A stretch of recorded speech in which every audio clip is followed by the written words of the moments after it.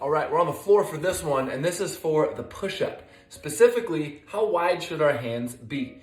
It's a lot like the squat in that you start with shoulder width, but know that that's more of a guideline than a rule. Instead of saying squat with this stance or do push-ups with this stance, I give you more tangible, subjective boxes to check, really.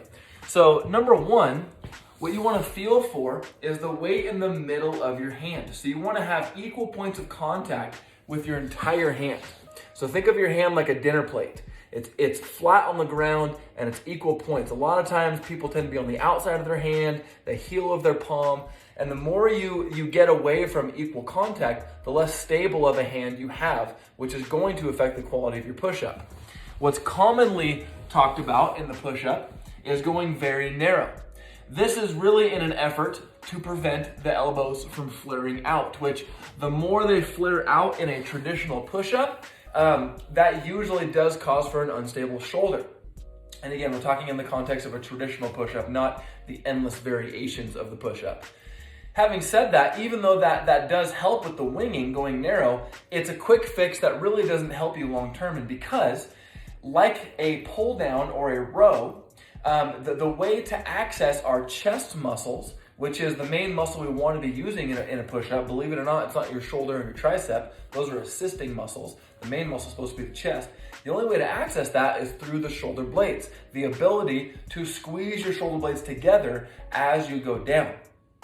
The narrower you go with your hands, the harder it is to access your shoulders. So then the question becomes, well, what muscles am I using if my hands are narrow? It's less and less chest, more and more shoulder. And that's not necessarily conducive to a strong, stable push-up. And so ideally, we start with a shoulder width stance, okay, or a little wider, really. And then the elbows can totally be at a 45-degree angle. They don't need to be tucked in. We obviously don't want them way up here, so somewhere in the middle is good. Again, what you're searching for, the sensations. You're searching for a good connection to your shoulder blades. You're searching for equal points of contact across your entire palm and all 5 fingertips, okay? And then, as you go down, I'll show you from this angle, you want to make sure that in the bottom of the push-up, even if you're resting on the ground, if you look over, other than feeling equal points of contact in your hand, you also want to notice the elbow is stacked right above the wrist, perpendicular. You don't want it outside of the wrist, you don't want it behind the wrist, you want it stacked right on top. Because like anything else that's stacked, that's when it's most stable.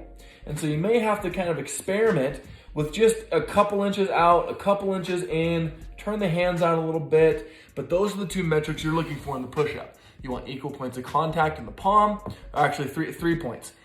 Equal points of contact, elbows stacked on top of the wrist, and then access to your shoulder blades. Can you squeeze your shoulder blades together on the way down? And over time, are you feeling more and more chest? That's the push-up.